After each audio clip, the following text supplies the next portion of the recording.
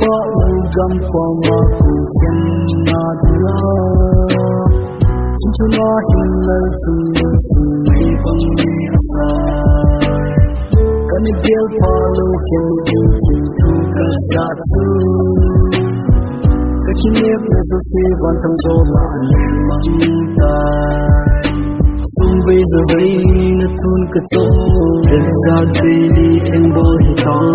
khiến thủ thông lệ nó thu hiền ở đây bằng gì lâu in ở đây bằng gì hiền ông ấy bằng nhìn cáihin hậu pin hin lo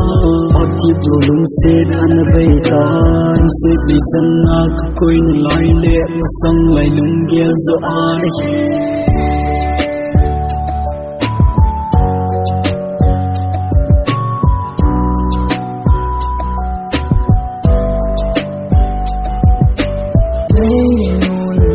lâu trên ô nghe từ lâu nắng na tình bờ vàng bằng đẹp tình cái nắng na con bờ vàng lúc khi mà cái pa na cái này nuôi kia đình cái hiểu thấy thấy hiểu phố from bây giờ về na thun cái chốn về ra đây này em bỏ tao này chân tổ tổ lên na thu thì hẹn cả đây bằng gì lâu vin ở đây bằng gì hẹn anh ấy bằng những cái hình hậu pin hình lá phát tiết lâu những xe anh ở đây hiện tại xe này chân na các quay nó lại lẹ mà sang lại đúng ghé do ai đấy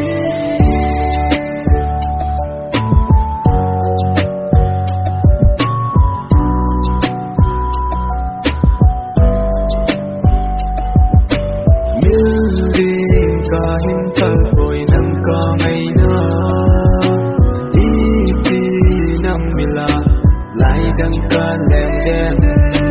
cô lên nung gheo kê nhìn đi tìm cô chế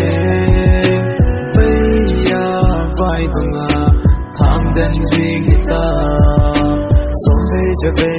nét thương cả trốn đèn ra đây này em mua guitar để khiến tôi thấu lên nét thu hình hẹn cả đây bông nhiều lâu mình là đây bông đi hẹn anh ấy bông nhìn đây hiện hữu pin hiện lá phát tiết cho đúng xe anh ở đây hiện ta xe này chân na các quay là lại lên mà sang lại lòng nghe cho ai đấy